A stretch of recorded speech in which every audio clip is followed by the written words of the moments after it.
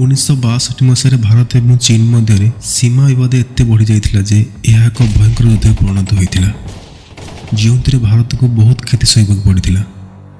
ସୂଚନା ଅନୁଯାୟୀ ଚୀନ ପ୍ରାୟ 72,000 ବର୍ଗ ମାଇଲ ଭାରତୀୟ ଜାଗାରୁ ଦଖଲ କରିଥିଲା।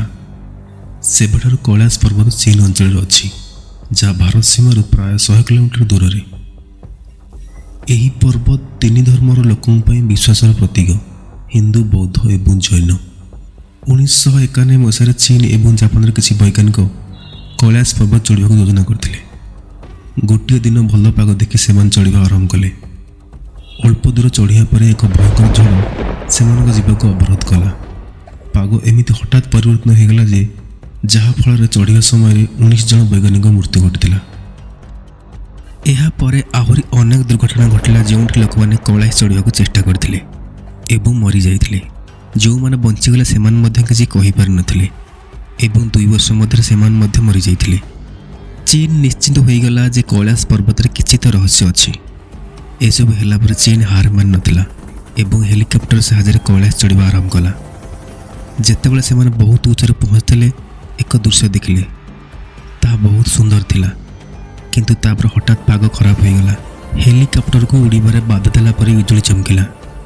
ଅକ୍ସିଜେନ୍ ସିଲିଣ୍ଡର ଥିଲା ସତ, କିନ୍ତୁ ସେମାନଙ୍କ ନିଶ୍ୱାସ ନେବାର ବହୁତ କଷ୍ଟ ଅନୁଭବ ହେଲା। କିନ୍ତୁ ସେମାନେ ହାର ମାନିଲେ ନାହିଁ ଏବଂ ଉପରକୁ ଯିବାକୁ ଲାଗିଲେ। କିଛି ସମୟ ପରେ ହେଲିକପ୍ଟରର ନାଭିଗେସନ୍, କମ୍ପାସ ଏବଂ ରାଡାର ସିଷ୍ଟମ ମଧ୍ୟ କାମ କରିବା ବନ୍ଦ ହୋଇଗଲା। ଧୀରେ ଧୀରେ ହେଲିକପ୍ଟରର ସମସ୍ତ ଅଂଶ ବିଫଳ ହେବାକୁ ଲାଗିଲା। ଏମିତି ଲାଗିଲା ଯେପରି ହେଲିକପ୍ଟରଟି କେଉଁଠି ମାଡ଼ ହୋଇଯିବ। ଏହାପରେ ସେମାନେ ସାହସ ହରାଇ ପଛକୁ ଫେରି ଆସିଥିଲେ। କୈଳାସ ଚଢ଼ିବାର ଚୀନ ବିଫଳ ହେବା ପରେ 2 ଜଣ ରୁଷିଆନ, ଜଣେ ବ୍ରିଟିଶ ଆଉ ଜଣେ ଆମେରିକୀୟ ଲୋକ କୈଳାସ ଚଢ଼ିବା ପାଇଁ ଅନୁମତି ଆଣିଲେ। ସୂଚନା ଅନୁଯାୟୀ ଏହି 4 ଜଣ ଆଗରୁ ବହୁତ ବଡ଼ ବଡ଼ ପର୍ବତ ଚଢ଼ିଥିଲେ। ସମସ୍ତେ ଭାବିଥିଲେ ଯେ ସେମାନେ ମଧ୍ୟ କୈଳାସ ଚଢ଼ିଯିବେ, କିନ୍ତୁ ତାପରେ ସେମାନଙ୍କର ଗୋଟିଏ ସପ୍ତାହ ପର୍ଯ୍ୟନ୍ତ କିଛି ଖୋଜ ଖବର ମିଳିନଥିଲା। ପ୍ରାୟ 10 ଦିନ ପରେ ସେମାନେ ଫେରିଲେ। ସେମାନଙ୍କର ଚୁଟି ଲମ୍ବା ଥିଲା ଏବଂ ମୁହଁ ଶୁଖି ଯାଇଥିଲା। ଏମିତି ଦେଖାଯାଉଥିଲେ ଯେପରି ସେମାନେ 10 ଦିନରେ 10 ବର୍ଷ ଯାତ୍ରା କରି ଫେରିଛନ୍ତି। କିନ୍ତୁ କିଛି ଦିନ ପରେ ଏକ ଅଜବ ରୋଗ ପାଇଁ ସେମାନେ ସମସ୍ତେ ମରିଯାଇଥିଲେ। ତେବେ କୈଳାସରେ ଏମିତି କ'ଣ ଅଛି ଯାହା ଲୋକଙ୍କୁ ସେଠାକୁ ଯିବାକୁ ଦିଏ ନାହିଁ? ବୈଜ୍ଞାନିକମାନେ ଏପର୍ଯ୍ୟନ୍ତ ଏହି ପ୍ରଶ୍ନର ଉତ୍ତର ଦେଇପାରିନାହାନ୍ତି।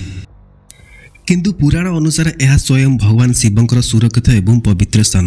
ବିଶ୍ୱାସ କରାଯାଏ ଯେ 7 ଚିରଞ୍ଜୀବୀ, ସପ୍ତଋଷି ଏବଂ ମହାଘରୀଙ୍କ ଶକ୍ତି ଲୋକଙ୍କୁ କୈଳାସ ଯିବାକୁ ଦିଏ ନାହିଁ। 1999 ମସିହାରେ ରୁଷ ଡକ୍ଟର ଏରାଷ୍ଟ ମୁଲଦାସେଭ ତାଙ୍କ ଦଳ ସହିତ କୈଳାସରେ ପହଞ୍ଚିଥିଲେ। ସେ କୈଳାସ ତଳେ ଏବଂ ଚାରିପାଖରେ ମାସ ମାସ ଗବେଷଣା କରି ତାଙ୍କ ବହି ହୋୟାର ଡୁ ୟୁ କନଫର୍ମରେ କହିଛନ୍ତି ଯେ କୈଳାସ ଏକ ସାଧାରଣ ପର୍ବତ ନୁହେଁ, ବରଂ ମଣିଷ ଦ୍ୱାରା ତିଆରି ହୋଇଥିବା ପିରାମିଡ଼, ଯାହା ଭିତରେ ପୁରା ଖାଲି। ଆଉ କୁହନ୍ତି ଯେ ରାତିରେ ଅନେକ ଥର ସେ ଏବଂ ତାଙ୍କ ଦଳ କୈଳାସ ଭିତରୁ ଅଦ୍ଭୁତ ଶବ୍ଦ ଶୁଣିଥିଲେ, ଯେପରି କେହି ଜଣେ ଭିତରେ ରହୁଛନ୍ତି।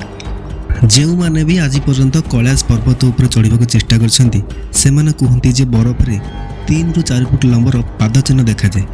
କେବଳ ସ୍ଥାନୀୟ ଲୋକ ନୁହେଁ, ବରଂ ଭାରତୀୟ ସେନା ମଧ୍ୟ ଏପରି ପାଦଚିହ୍ନ ଦେଖିଥିବାର ଦାବି କରିଥିଲେ। ଏହି ପାଦଚିହ୍ନ ଗୁଡ଼ିକ ଅନ୍ୟ କାହାର ନୁହେଁ, ବରଂ ତୁଷାରମାନଙ୍କର, ଯାହା ଦେଖିବାକୁ ଏକ ଅଧା ଭାଲୁ ଅଧା ମାଙ୍କଡ଼ ପରି। କୈଳାସର ଉପରେ ଅଘୋରୀ ଓ ମହାଘୋରୀ ବି ଦେଖାଯାଆନ୍ତି। ଏହି ଅଘୋରୀମାନେ ଏଠାରେ ରୁହନ୍ତି, ହଜାର ହଜାର ବର୍ଷ ଧରି ଧ୍ୟାନ କରନ୍ତି। ଅଦ୍ଭୁତ ଘଟଣା ହେଉଛି ଯେ ଓମ୍ ଏବଂ ଡମ୍ବୁର ଶବ୍ଦ ମଧ୍ୟ ବେଳେବେଳେ ଶୁଣାଯାଏ। ମହାପ୍ରଭୁ ଶିବ କୈଳାସରେ ରୁହନ୍ତି।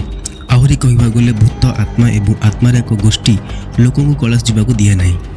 ଏହା ମଧ୍ୟ କୁହାଯାଏ ଯେ କୈଳାସ ପର୍ବତ ତଳେ ଅନେକ ଚମତ୍କାର ଅସ୍ତ୍ରଶସ୍ତ୍ର ଲୁଚି ରହିଛି।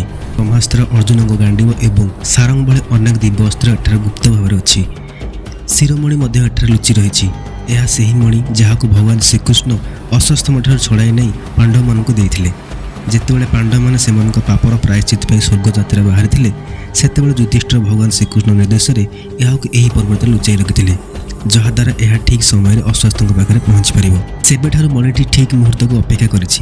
ସମସ୍ତ ଅସ୍ତ୍ରଶସ୍ତ୍ର କଳିଯୁଗ ଶେଷକୁ ଅପେକ୍ଷା କରିଛି, ଯାହାଦ୍ୱାରା ଏହି କଳିଯୁଗର ଶେଷରେ ହେବାକୁ ଥିବା ଭୟଙ୍କର ଯୁଦ୍ଧରେ ଭଗବାନ କଳିଙ୍କୁ ସାହାଯ୍ୟ କରିପାରିବ। ତେଣୁ ବନ୍ଧୁଗଣ, ଏହି ଭିଡ଼ିଓ ପାଇଁ ଏତିକି। ଯଦି ଆପଣ ଏହି ଭିଡ଼ିଓରେ କିଛି ନୂଆ ଶିଖିଛନ୍ତି, ତେବେ ଦୟାକରି ଏହାକୁ ସେୟାର କରନ୍ତୁ ଏବଂ ଏହିଭଳି ଆହୁରି ଆକର୍ଷଣୀୟ ଭିଡ଼ିଓ ପାଇଁ ଆମ ଚ୍ୟାନେଲକୁ ସବସ୍କ୍ରାଇବ୍ କରନ୍ତୁ। ଧନ୍ୟବାଦ।